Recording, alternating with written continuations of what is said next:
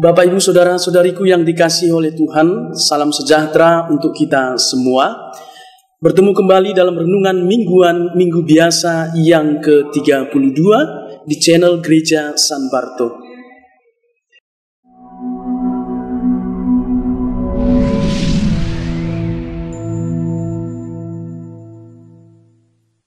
Bapak, Ibu, Saudara-saudariku yang dikasihi oleh Tuhan, tentu kita senang mendengar orang yang bijak. Kira-kira mengapa kita senang mendengarkan perkataan orang yang bijak? Orang yang bijak itu selalu bisa melihat masa depan.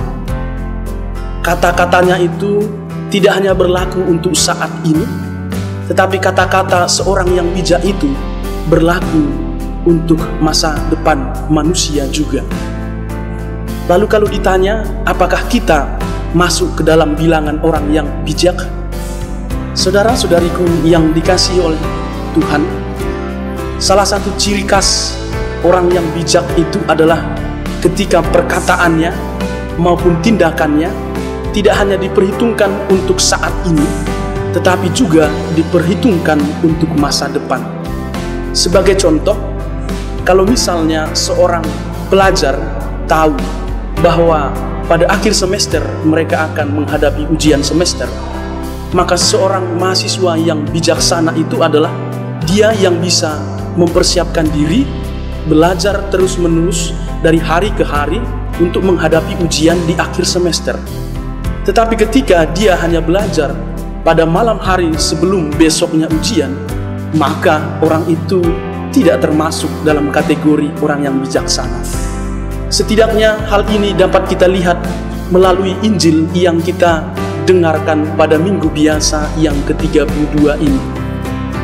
Kerajaan surga itu diumpamakan dengan 10 gadis yang mengambil pelitanya dan pergi menyongsong mempelai laki-laki. 5 di antaranya bodoh dan 5 bijaksana. 5 gadis bodoh membawa pelita tetapi tidak membawa minyak. Sedangkan yang bijaksana selain membawa pelita juga membawa minyak dalam buli-bulinya.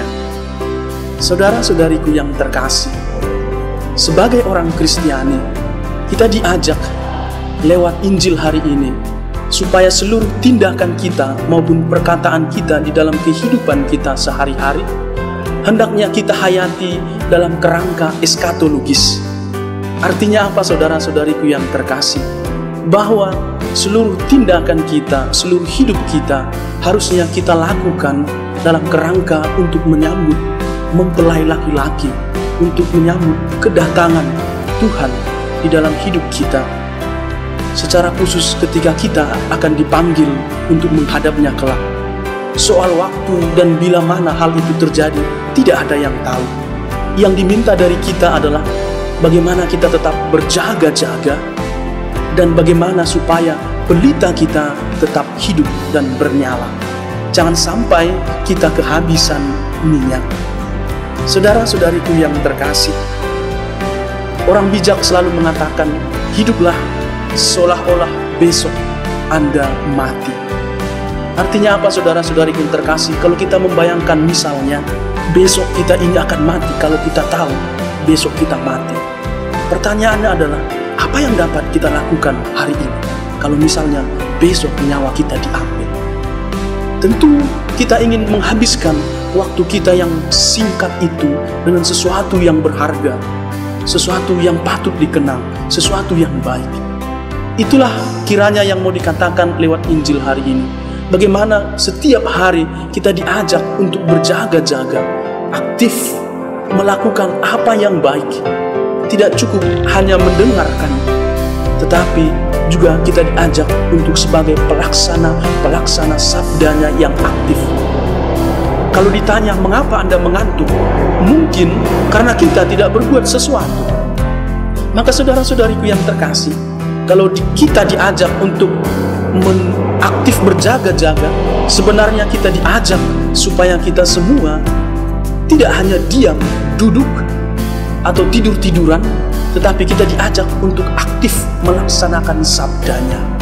Dengan begitulah pelita-pelita kita akan tetap bernyala di dalam kehidupan kita sehari-hari.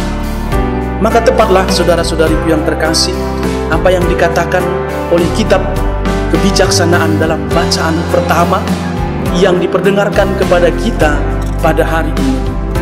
Dalam kitab kebijaksanaan dikatakan di sana, sebab kebijaksanaan sendiri berkeliling mencari orang yang patut baginya dan dengan rela memperlihatkan diri kepada mereka yang mencarinya.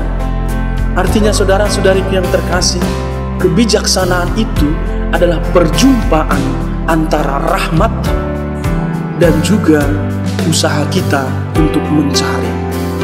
Saudara-saudariku yang terkasih, keselamatan itu tidaklah otomatis. Ketika kita menjadi seorang Kristiani, rahmat itu memang pertama-tama diberikan kepada kita dan ditawarkan kepada kita semua. Tetapi keselamatan itu tidak menjadi otomatis ketika kita sudah dibaptis, tetapi kita perlu juga mencarinya, aktif menjadi pelaksana sabdanya di dalam kehidupan kita sehari-hari. Dengan demikianlah kita akan masuk menjadi orang-orang yang bijaksana di dalam kehidupan kita sehari-hari. Saudara-saudariku yang terkasih, selamat berjaga-jaga secara aktif dan tetaplah menyala pelitamu di dalam kehidupan kita sehari-hari. Tuhan memberkati kita semuanya.